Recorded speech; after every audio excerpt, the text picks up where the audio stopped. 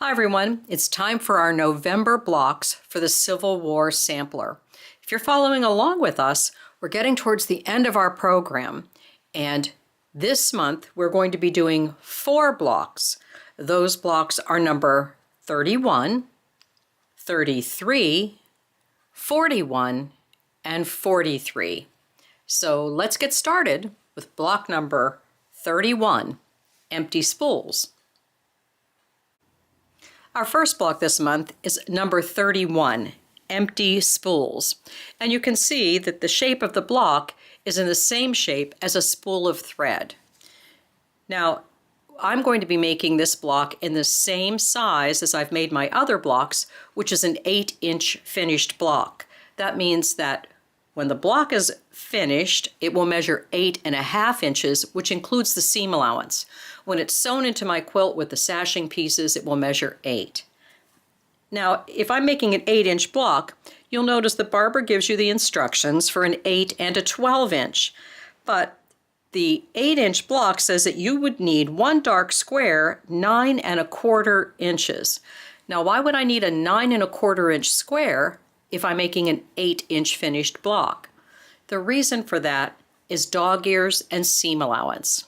These large triangles here have seam allowance on the 2 shorter sides, and then the longer side has seam allowance, and those dog ears extend out on both sides. So that's why you would need a 9.25 inch square. Now when you do that, you're going to be cutting a square and cutting it diagonally twice. You'll only use 2 of those triangles if you're making your block look like this. So the other 2 are, she says, to discard, or they're waste. Now you can always cut your C triangles from those other 2 pieces. So it's not total waste, you'll just use them in a different area. Now, the way that Barbara puts her blocks together, you're going to sew these 2 pieces together and you'll have a larger triangle. And then the 4 triangles meet in the center. But in my opinion, if I'm looking at a spool of thread, this area is the thread and the top and the bottom are part of the spool. These 2 pieces are background fabric. So that's the way I made my spool. The only difference between mine and Barbara's is that instead of cutting those large triangles, I duplicated the side triangles. So I have this thread area with a background and then the thread color with a brown for the top and the bottom of the spool. So if you would like to duplicate it the way I did mine, what you're going to do is skip the A cutting instructions and then cut the B and the C twice. Once the B rectangles from your background fabric and once with the brown for your spool. And that will give you this more of a spool look for your block. But also, this is a very large block with a very large dark area in the middle of it. Even if I used a lighter thread, it's just one single fabric. So I decided to resize the block and make my spools smaller. So to make the block, I would need 4 spools or 4 squares that measure 4 inches in the finished size. So right now this one measures 4.5. In order to make the smaller sized spool, you will need the background fabric and the color that you cut your spool from. You'll need both of those in strips, 2 strips of each one for each spool that you're making. And I'll give you a blue screen on this, but you'll want this to be 6 inches by 1.25 inches for both pieces. And then for the pieces that are going to be the thread area in the center, you're going to take a square that's 4 inches and cut it diagonally twice. And that will give you the 4 triangles for the center of your spool, or what's going to be the thread on your spool. Now, if you have the skills and you're happy making set-in seams, you can also cut this piece as one square and then use a set-in seam for the corners. So if you wanted to do that, you could use a striped fabric here to simulate the thread on the spool.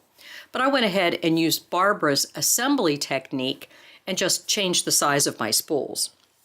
So now in order to sew our spools together, what we're going to do is I'm going to take my rectangle, this is 6 inches by 1 1/4, and I'm going to take it and fold it in half and give it a little finger crease here.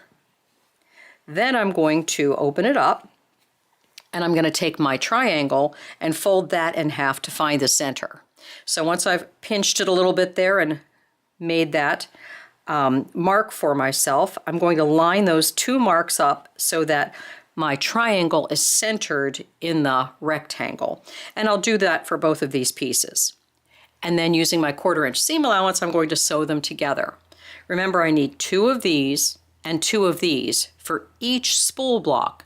You might be making 1 or 2 or 4 spool blocks. So the information I'm giving you is for 1 spool block. Now, once you have them sewn together, what you're going to do is press 1 with the seam going towards the triangle and 1 with the seam going away from the triangle. So see, this one's pressed down and this one's pressed up. That's so these corners will nest.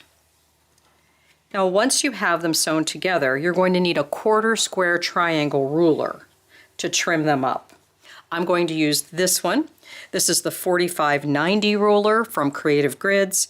The unique thing about this ruler is that it cuts both half square and 1/4 square triangles, but the lines on the ruler measure the finished size of the block. We want our block to measure 4 inches, finished in the quilt. So we're going to go to the 4-inch line, and I'm going to line it up like this. You can see that our pieces are slightly oversized. We have room for trimming. So the 4-inch line will match up right here along the bottom, and the 2-inch line will line up right there on our seam line. So we're going to trim both of these sides, and you're going to do that 4 times for each spool that you're making. So I'll trim this one, 2 of these, and 2 of these. And then we're going to sew them together in pairs and then sew that unit together. Now what I've decided to do is make 2 spools. And looking at my blocks laid out on the wall, I could make 4, and then what you do is turn them so that you have 2 spools going this way and 2 spools going this way. But some of my blocks have a different background in them. And so to move that look, the different background around the quilt, so I just don't have 1 or 2 here and there, I'm going to go ahead and add a different background to my other side. So I'm making 2 spools and 2 background squares. My background squares were cut 4 1/2 so that my whole block, when sewn together, will measure 8 inches, finished in the quilt. When the block is completed, it will measure 8 1/2 inches from raw edge to raw edge. So here's my finished block with my 2 spool blocks and my 2 background blocks. Now I've put this together as you would a 4-patch, even though the 4 patches are triangles, and then you just spin the seams in the center and then put the whole block together as a 4-patch as well. Now, I do realize that the name of the block is called Empty Spools, and that's why Barbara would have done it as just a spool without any thread on it. But the quilt that I'm making is my quilt, so I get to make the blocks the way I would like to make them. So I like the little bit more detail in it, so that's why I preferred the scaled down version of it. And you'll also notice that block 31 is not in Barbara's quilt that's featured on the cover of the book. So I think rescaling this one is a good choice. Now let's move on to block number 33, which is called Twin Sisters.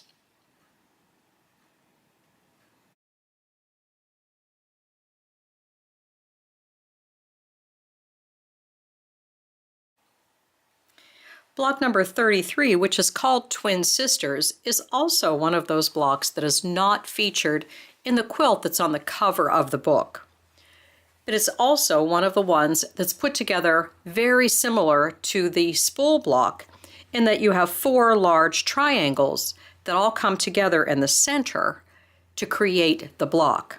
But in this case, the triangles are sewn next to one another instead of in a point feature. Now, if you look at the illustrations of the block, you'll see that this one was done by Barbara Brackman, and she has the two opposite in the background, the way that I've done mine.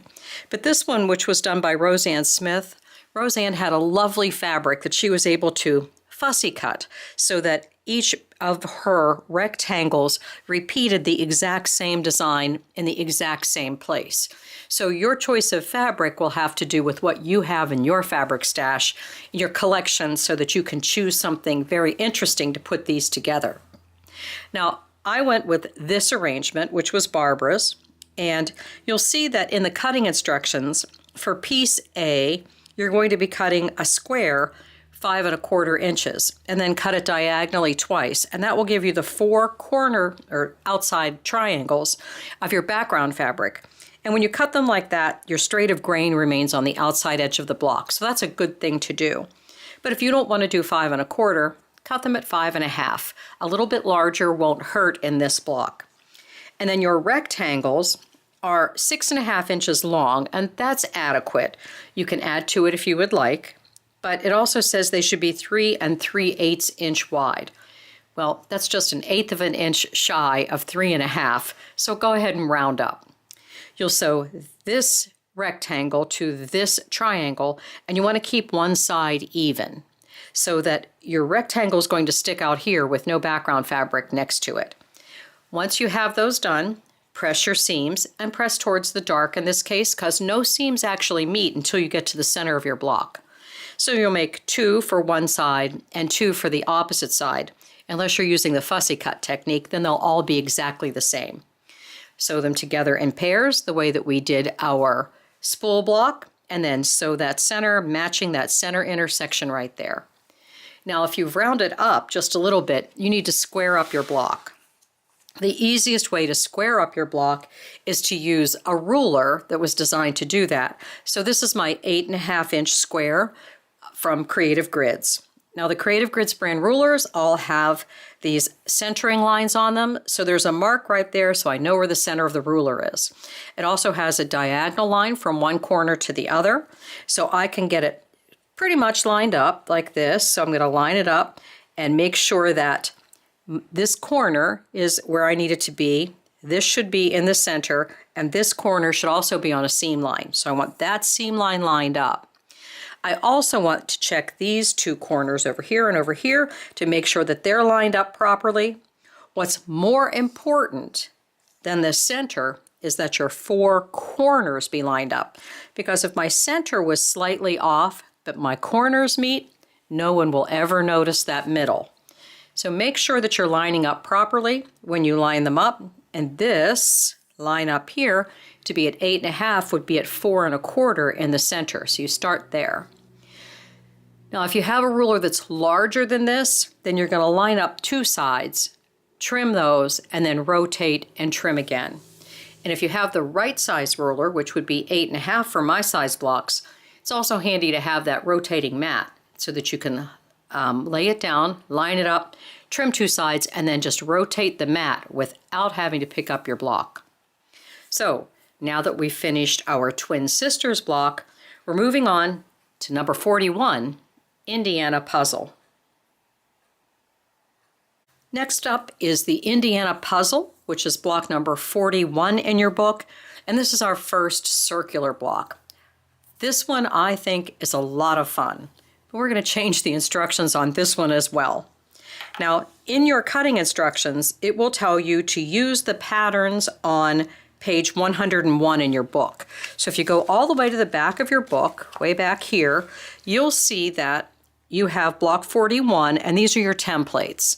So this is basically a drunkard's path block. That's that unit, that quarter square triangle unit. Now, if you're making the smaller block, you use this section and this section. If you're making 12-inch blocks, you would use the larger section. I'm going to be making 8-inch blocks just the same way we have for all the other blocks in my quilt, but I'm going to make this one just a little bit different. Rather than piecing that curve, I'm going to do it with a circle. So the first thing that we're going to do is cut our background squares. So as you can see, the way that the blocks are illustrated, you have 2 background squares that match here and 2 that match there. So you're making a basic 4-patch block. That 4-patch block has to finish at 8 inches. So that means that each one of my squares will be cut 4.5 inches. And then we're going to sew them together just the way that you would sew together a 4-patch block, and then press the seams to one side. Now, to make the circle, I'm going to go ahead and make a second 4-patch block, slightly smaller. So in this case, I've done these at about 4 inches. So I'm going to be making a 6-inch circle that goes inside my 8-inch block. So I want to have seam allowance around my 6, so I would need a minimum of 3.5. But if you got something a little bit larger than that, it makes it a little bit easier. So this is going to go on here like this once I make it into a circle. So I'm going to need some things that you may not happen to have around in your sewing room. The first thing that we're going to need is going to be some fusible interfacing. This is the interfacing that goes in your clothing, all right? It's not a Heat and Bond or Wonder Under or Steam a Seam type product. This is the type that you would put inside a collar or cuffs on your shirt to give it a little bit extra body. You need a light weight. It really doesn't matter what the weight is because we can cut this away from the back afterwards. But this is what's going to turn my raw edges under. So the first thing I'm going to need is a piece of interfacing about the same size or a little bit smaller than my 4-patch that I've made for my circle that goes in the center. I'm going to need a marking pen of some kind. I prefer for this project to use one that's more of a permanent marker rather than a friction pen because we're going to do a little ironing and I don't want my lines to disappear. So the first thing that I did was I cut my piece of interfacing like this, and I drew lines on it so that I had a vertical and a horizontal line. And I think if I lift this up, I think you can see those there, so that they were in the center of my square of fusible. I drew those lines on the smooth side. The rough side is the fusible side, so I'm drawing my lines on there. And then I used my quick trim and circle ruler to draw a circle. In this case, I want a 6-inch circle. You can find a saucer or a plate from your kitchen if you have one that measures about 6 inches. The quick trim and circle ruler is actually designed to draw circles for you. So what I did is I took the ruler and turned it over because Creative Grids is known for their non-slip on the back of their ruler. So what you want to do is turn your ruler over because we're going to make it slide. On this end of the rulers, they're marked as pivot points. So I put my pin, a straight pin, in one end of it, and then I just went 3 inches away because half of 6 is 3, and put my pen in that hole, and then rotated the ruler. So if I put my pin right here, like this, and put my pen right there, then I can rotate the ruler around with my pen, and it will draw that circle for me. Now I do this on my wool mat because I can pin right into it and hold that pin steady while I draw my circle. But if you have another method of drawing a circle, you can use that as well. I do like the horizontal and vertical lines so I know exactly where the center of my circle is, because now the next thing that I'm going to do is put the fusible side, that's the rough side, towards the right side of my fabric, so the pretty side of my fabric. I'm going to line up those horizontal and vertical lines so that I know that my circle is in the center here. And now I'm going to go to my sewing machine and I'm going to sew directly on that line. I'm going to tighten up my stitch just a little bit. So I'm going to be between 1.85 and 2.0 in my stitch length and sew the whole way around the outside edge of there. Don't leave an opening for turning. Now sometimes people have a little bit of a problem with it shifting because this can tend to slide a little bit. So you can go to your ironing board now and iron these corners down to hold everything in place. Do not touch the iron to the center of the circle. You can iron out here on these corners to hold it down. So let me get that stitching done and I'll be right back. All right, I've stitched completely around the outside edge of my circle. I stitched directly on the line. You want to take some time and be careful about this because if you wobble, the edge of your circle will wobble as well. So now I'm ready to cut it out. And to cut it out, I'm going to use my pinking shears. You can have whatever brand of pinking shears you would like. These happen to be Mundial, and these are normally the ones that I reach for. Now I'm going to trim very close to my edge, and I never cut my circle out before I sew it because it's much easier to sew when it's in a square or rectangular shape than it is to do it when you're already have cut it out into a circle. It stretches less. And then when I cut it out, I always use my pinking shears because what this is doing is it removing all of the extra fabric from around the outside edge, as well as clipping the curve. So if you don't own pinking shears, that's fine, but what you'll have to do is cut the excess away, leaving yourself kind of a skimpy 1/4 inch seam allowance the whole way around the outside edge, and then go back and snip into that seam allowance, being very careful not to cut your stitching line. So you have to clip about every 1/4 inch the whole way around your circle, and that will help your fabric to lay flat when you turn it right side out. So now what I'm going to do is I'm going to pull these apart so that I'm going to reach in here and grab this so that I've separated the interfacing from the fabric because I don't want to snip my fabric. And then I just fold it so I get a nice edge there.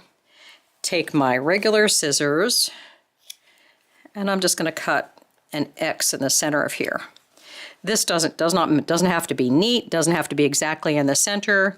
You just want to have an opening there because that's how we're going to turn it right side out.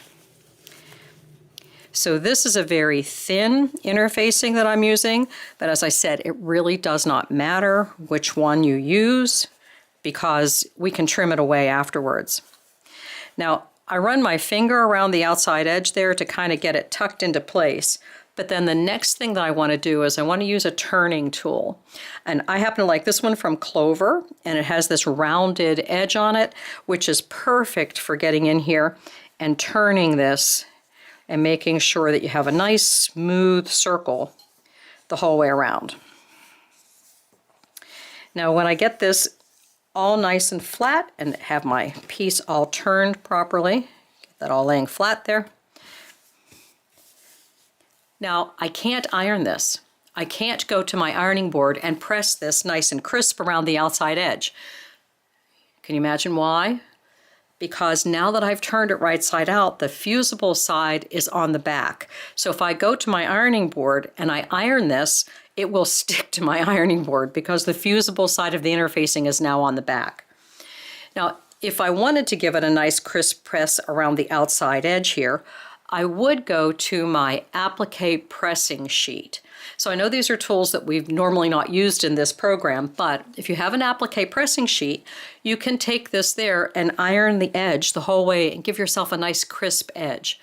The reason you can do that is because an applique pressing sheet is it's non-slip kind of a sheet. It's the same kind that you use for baking, and it will not absorb the glue. So the glue stays on the back. Then you can just take this, we'll go back to our square, that's my background piece, and now I'm going to place this in the center, line this up so that my seam lines match exactly, and then iron that in place. Once it's ironed in place, I can go back and hand stitch it down like a hand applique with a blind stitch, or I can go to my sewing machine and use a decorative stitch like a blanket stitch, or I could use just a straight stitch and sew around the outside edge here once it's been ironed in place and anchored down. One other thing I can decide to do if I would like is I can take my ruler and mark this from corner to corner like this. This is a friction pen, so it's removable. And then instead of lining this up like this, I can turn this and line it up like that, so that I would line it up with going in both directions. And if you do it that way, I guarantee you, people are going to wonder how you got that to go together. So you can make your Indiana puzzle block using the templates that are in the book, or you can use some tools like fusible interfacing, the quick trim and circle ruler, some pinking shears, and a turning tool. And that will make it easier to put your block together.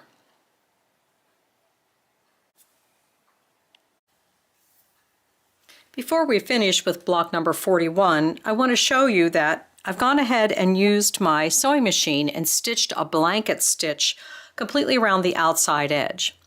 Now that means that there are 2 layers of fabric here and a layer of interfacing behind here.